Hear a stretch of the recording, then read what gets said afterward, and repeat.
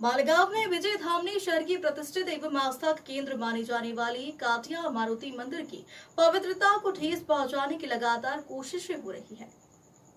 इससे न केवल मंदिर की गरिमा को ठेस पहुंच रही है, बल्कि हिंदू समाज की धार्मिक भावनाओं को भी गहरी चोट लगी है।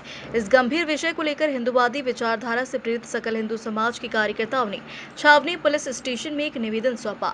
निवेदन में मांग की गई है कि प्रशासन ऐसे कृत्यों पर तुरंत रोक लगाए और मंदिर परिसर की पवित्रता एवं गरिमा की रक्षा सुनिश्चित करे। सकल हिंदू समाज ने चेतावनी दी है कि यदि प्रशासन ने जल्द कार्रवाई नहीं की तो हिंदू समाज सड़क पर उतरकर तीव्र आंदोलन करेगा। हम अपनी आस्था के प्रतीकों का अपमान बर्दाश्त नहीं करेंगे, ऐसा स्पष्ट संदेश कार्यकर्ताओं ने दिया।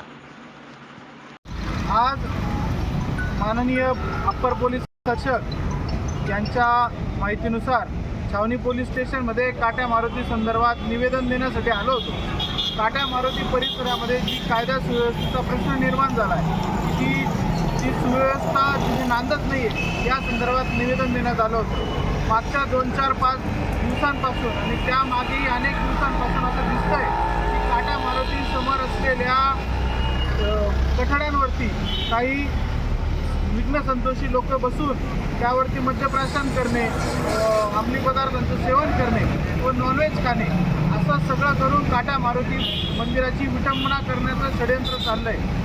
यासोबतच आजूबाजूच्या परिसरामध्ये अनेक धर्मद्रोह्यांचाही वावर वाढला आहे। अशा सगळ्या परिस्थितीत काट्या मारुतीवर मागे झालेली दगडफेक वाढता होत असलेला हा सगळा घटना बघता काट्या मारुती मंदिराला पोलीस संरक्षणाची अत्यंत गरज आहे। या संदर्भातलं निवेदन आज छावनी पोलीस स्टेशनमध्ये देण्यात आलं व त्या काट्या मारुती पुलावरती, ज्याचे नाव आता सध्या अल्लम्मा इक्बाल पुल आहे, त्या पुलावरती असलेल्या चौकीचंही काट्या मारुती मंदिराजवळ स्थापना करावी व त्याची कार्यान्वितता करावी असं निवेदन माननीय छावनी पोलीस स्टेशनच्या पोलीस निरीक्षणात देण्यात आलं।